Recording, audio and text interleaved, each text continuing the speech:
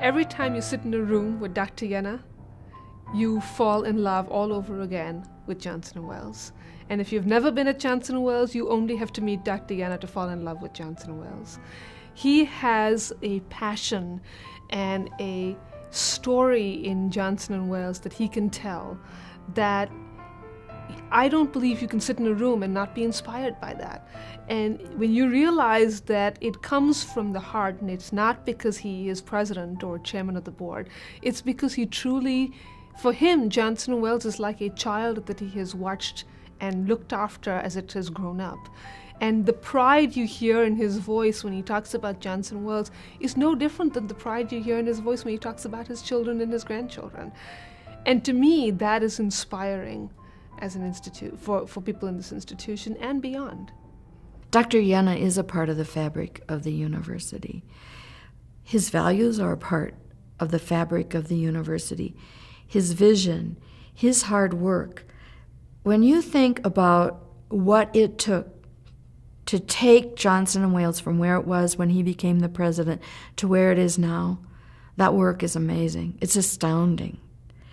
In such a short period of time, to go from a small college, a trade school, technical school essentially, to being a world-class university, how many people can do that in the span of 20 years or so? How many colleges or universities have the capacity or the drive or the will, the institutional will, to be that much greater than they were? It is truly amazing. When I talk about the heart and soul of Whether You Bleed for Johnson & Wales, he did a great job building a culture, an ethos, a concern for Johnson & Wales that goes well beyond just a place of work. And I know in some cases that's not always good, but it makes us so much better. It makes us so different than other institutions. And the way he did it was he shared stories after stories after stories of the history of this place and poignant moments relating to people and events here that occurred over time, long before I was ever a student here, let alone an employee. So you have this responsibility to the evolution of the institution, to the students, to the people here. And it was powerful learning those stories from him. I came to know that he told us those stories to build this infusion, to create this infusion of Johnson & Wales in each of us. Jack leaves fingerprints on people's hearts. That's it. And I think people learn so much from him once he touches them, once he leaves his fingerprints on them. They're changed. His fingerprints are on my heart.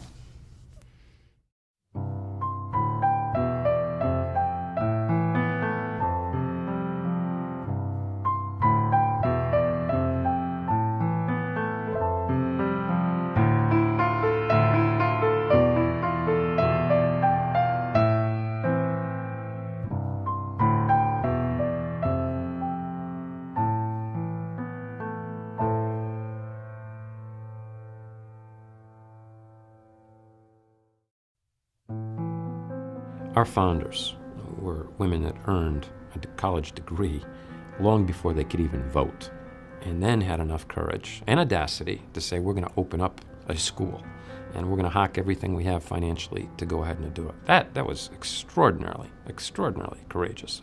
And then you take the Eddie Triangulo and the Mo Gaby years as presidents together.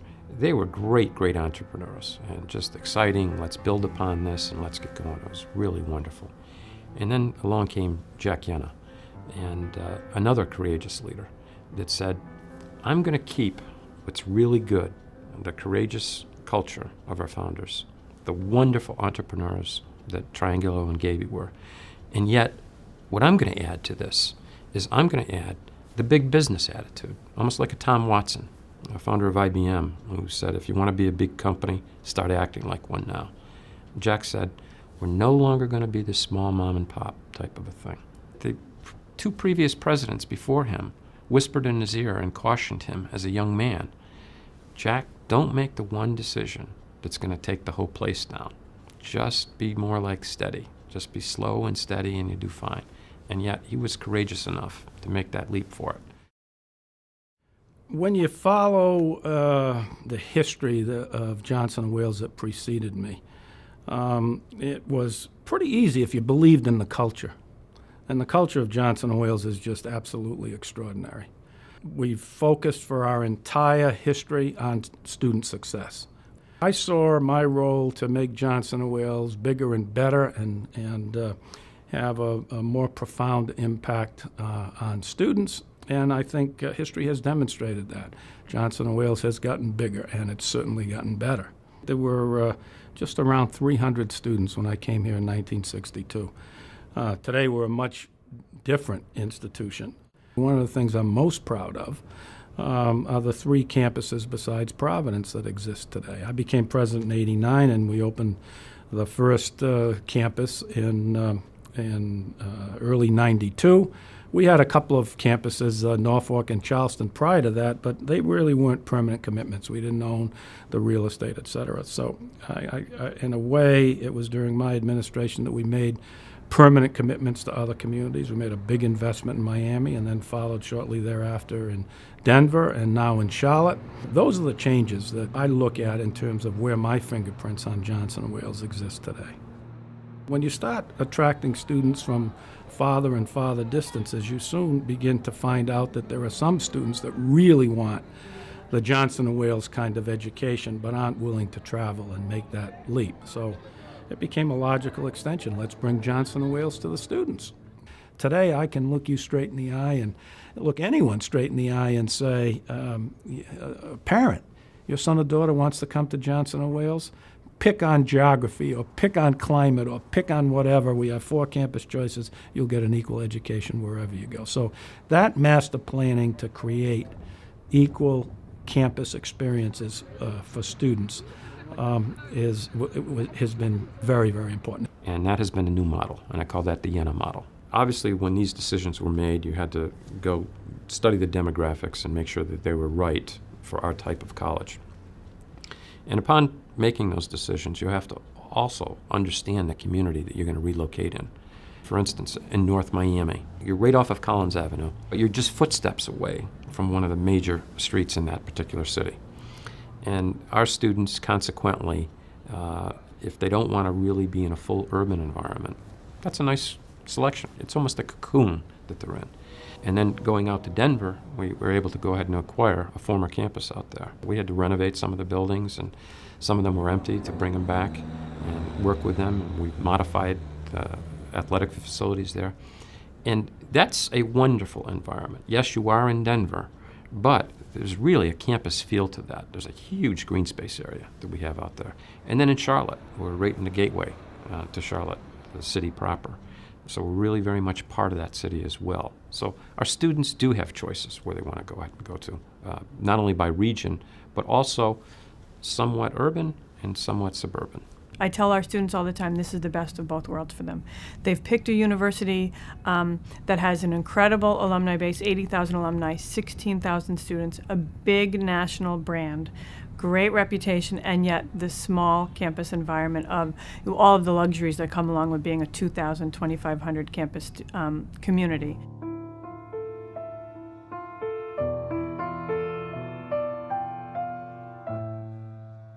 One of the primary goals of the Denver campus is to serve the West, the 22 states west of the Mississippi. When Johnson & Wales University opened here in Denver in the fall of 2000, it opened with 325 students, which was remarkable for right out of the gate. Now we have 1,500 students, and we'd love to grow to be at 2,200 students. It really required a leap of faith on the part of the university to try a campus in the West.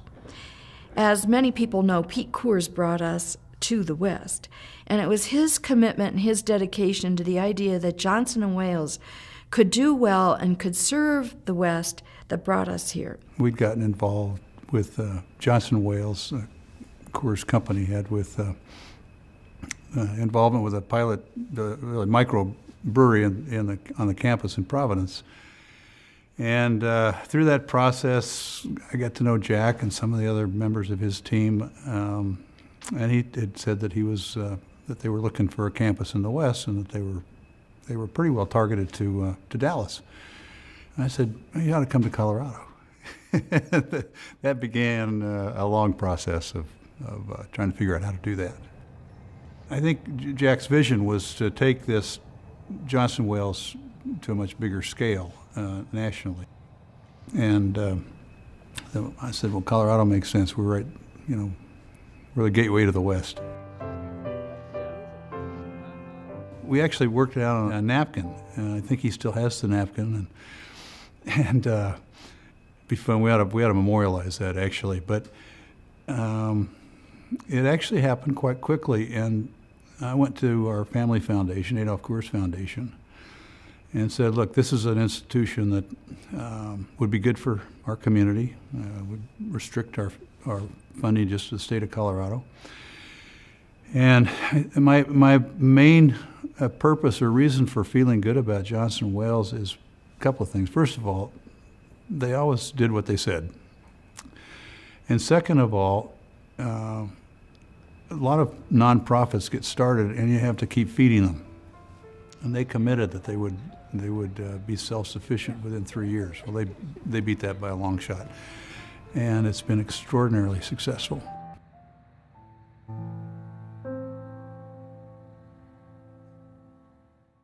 We had campuses in Charleston and Norfolk for 20 plus years, both of which were very successful. We wanted to expand in both of those locations, and we were about to do so in Charleston when the city of Charlotte, through the Center City Partners, approached us. We didn't expect this, but when they approached us, they said, would we consider opening a campus in Charlotte, North Carolina? So the decision was focus the energies and the resources, build the new facilities in one location, which was in Charlotte, and eventually have a teach out in Norfolk and have a teach out in Charleston. We were able to attract a great number, probably more than half of the faculty from Norfolk and Charleston to come to Charlotte, which was great because it gave us a very strong academic presence from the very first day in our first year. Johnson & Wales is a hands-on place. People who come to work here find out right away that you're going to roll up your sleeves, you're going to get your hands dirty, and you're going to be in the trenches, you're going to be rubbing shoulders with a lot of your colleagues, you're going to be spending time with students, with families, with parents. That's the kind of place we are. We're all hands-on managers. I was struck by how professional the management team was. All of them were very, very professional, just like a corporation, which is what I was used to dealing with. Second, I was impressed with their decision-making capability. And it was so quick and so pointed that it was difficult for the city and the county and the state and everybody else that was trying to keep up with them to keep up with them. I think it's the driver for why they've been so good and why they will continue to be so good.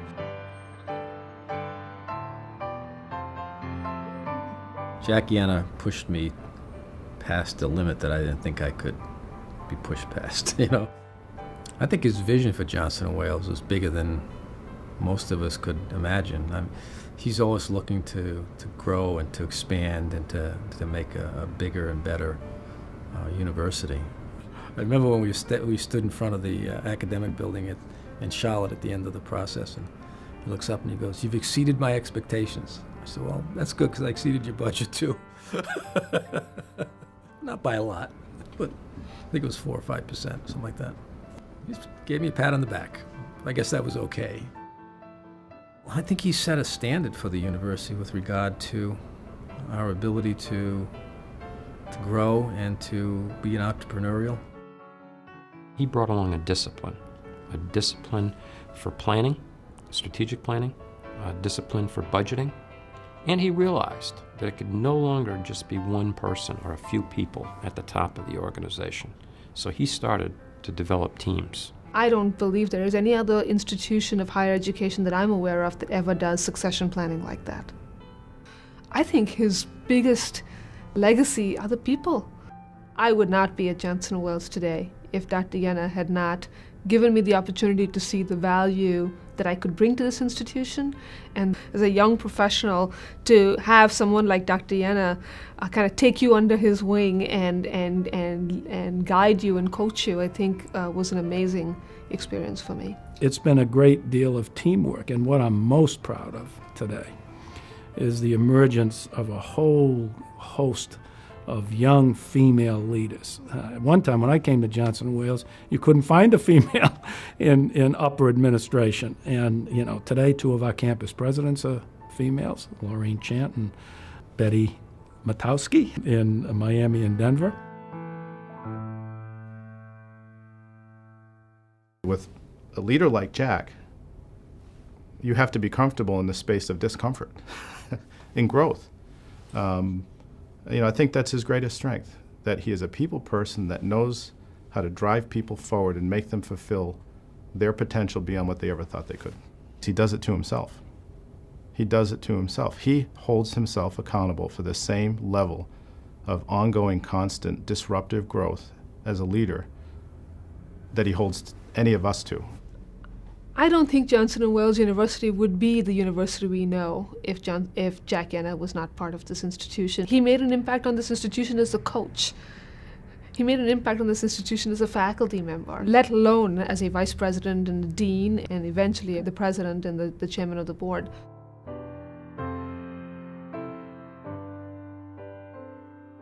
When I look back at our go-go years and we were running around, almost chasing our tail, or running around trying to acquire facilities as fast as humanly possible to convert it into housing or classroom space or office space, we did a lot of reshuffling.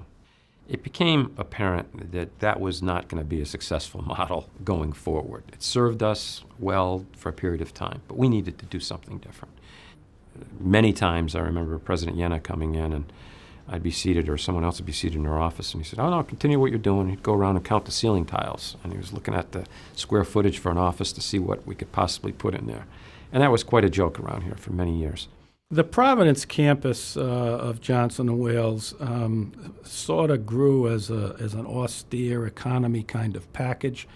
We took everybody's problem. All the vacant buildings that were sat vacant for a long time, we found use for.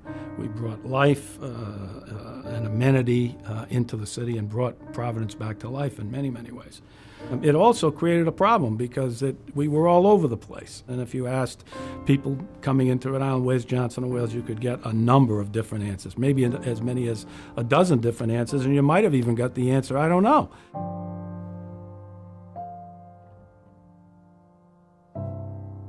I believe it was either the late 80s or right around 1990, Andres Dwarny was hired by the Providence Foundation to come in and do a charrette and to really look at the city of Providence for economic development. And he's a city planner and a very famous one at that. And talk about what are the components that really make up a great city and where should Providence be moving in the future. And he came in, went around and interviewed community leaders and business folks and elected officials, and conducted I believe it was a 3-month study on Providence. And in the charrette, there was a chapter in there about Johnson & Wales.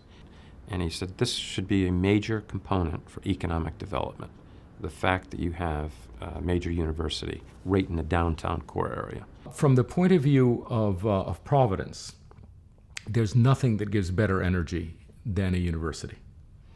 You know, the young people, the faculty, people that stay up late at night. So for many colleges, urbanism has become a recruiting tool. And so being in a city, you know, a cool city, and Providence has definitely become cool, and particularly because it has other colleges, you know, the RISD and Brown and so forth, and that whole mix that multiple colleges creates is definitely a recruiting tool.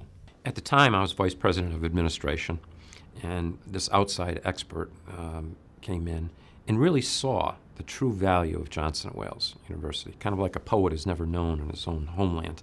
That was not only a great endorsement, but a great opportunity for us to take it to the next level. I was enamored with his plan for Down City, and we engaged him to figure out how Johnson & Wales could initially contribute to the Down City plan, and eventually we became a driver of the Down City plan. In the history of the Providence campus, there were occasions when the policies, the political policies, were such that the nonprofits were viewed as cannibalizers of the tax base as opposed to economic generators of employment and education and graduates and et cetera. Yes, I said at one time that we would leave Providence and make our investments in other cities that seem to have a better grasp of the economic realities of universities. I believe that Jack did look at all the options.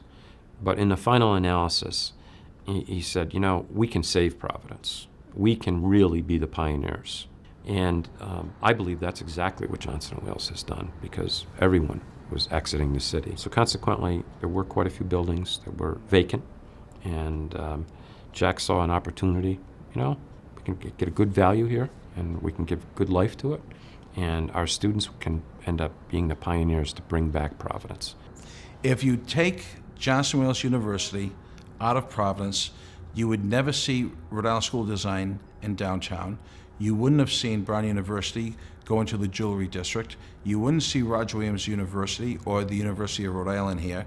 They all followed the lead of Jack Yenna and Johnson & Wales University. They had the vision to make downtown into their campus. And any great city in America is only great because of student living. Andres Duarney really forced us and forced our thinking to be able to develop a master plan. And he put together a small charrette for us and said, here's what really makes some sense. And he really mapped out on Weybosset Street, this should really be your address, your presence. And I remember speaking to him, meeting him the first time, and saying, okay, so Johnson & Wales has now achieved a great deal of success and recognition, but it's still in rather ratty quarters. All colleges have gone through that. I mean, there was a time when Harvard and Yale and Cambridge were basically in, very slovenly quarters. And then they achieved excellence, and then they said, now is the time to build the great campus. And I spoke to Jack in those terms. I said, look, you've built basically the software of this university, and what about also doing the hardware? You've grown up, now is the time to get your first suit and have a good-looking campus. And he saw it. We were looking at a book, and I saw the High Street in Oxford, which has a very particular curve, just like Weybosset, and I kind of saw the similarity. And then I went out and I took a photograph, I remember, from the same angle, and put them both together and showed them to Jack and say, look, here's Oxford, here's what Johnson & Wales could be like. And because of the similarity of the curve, he saw it. I think it was by serendipity. Jack went off and bought a great deal of real estate, where we determined it would be most helpful. And then we designed a campus, and the campus happened faster than anything else in Providence, and I think it was a catalyst for a lot of things. I think the outlet company purchase was huge. The fact that established Johnson & Wales. We spent a lot of money. We spent $53 million on that site. With the purchase of the broadcast house and demolishing and building those buildings there and fixing Gabing Commons. So I think that's made a big difference with regard to how people view the university. I believe we own 48 buildings in the city right now. That would include what we own at the Harborside campus also. For a long time during that plan, people thought Johnson & Wales was expanding. All we were really doing was bringing all of the outlying areas together. And today, I think, in Rhode Island, Johnson & Wales is a respected institution. We're one of the largest institutions today. We're one of the most international institutions today. We're more community engaged and involved than any of the other institutions. We're really a leader. We were sort of the poor kid on the block. And today, I think we're held in the same high esteem as institutions that have hundreds of years more history than us. And that's because we're doing great things and we're engaged and involved. We're an economic engine. I think one of the things that Jack's going to be remembered most for is creating a sense of place. The transformation into a university and the whole university experience really did call for that sense of place that I think students really identify with, and the alumni are really proud of.